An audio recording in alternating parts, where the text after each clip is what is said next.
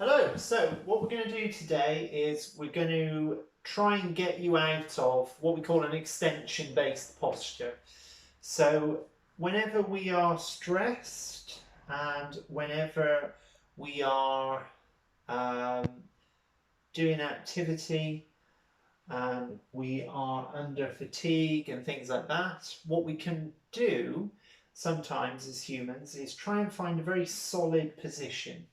Okay, and that solid position and that position of stability can feel kind of safe. So oftentimes when we are sat at a kind of computer or whatever, we'll overextend our lower back thinking that it makes us taller and that that's a good posture to be in because it feels really stiff and stable.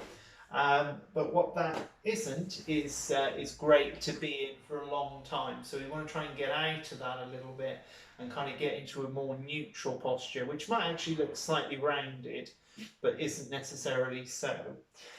And what's also important about these postures is that when we are stressed, they can increase. So again, we're trying to look for stability, we're trying to look for a stable position to make us kind of feel emotionally secure in a way.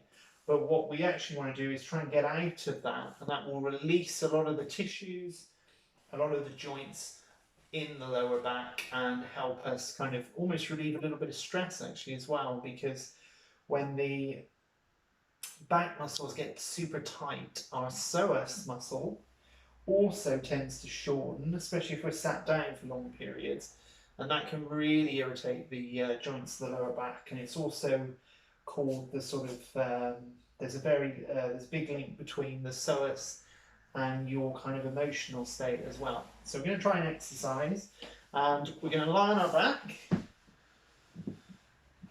We're going to let everything kind of sink down into the floor, and then what we're going to do is we're going to tilt our pelvis, so we're going to tilt our tailbone towards the ceiling.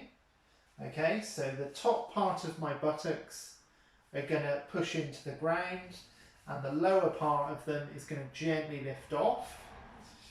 Okay, you're going to bring your arms out to the side, and then all you're going to do is gently bring the back side just up off the floor, keeping that pelvic tilt. So keeping the tailbone tucked towards the ceiling, and you're just going to take some deep breaths in this position.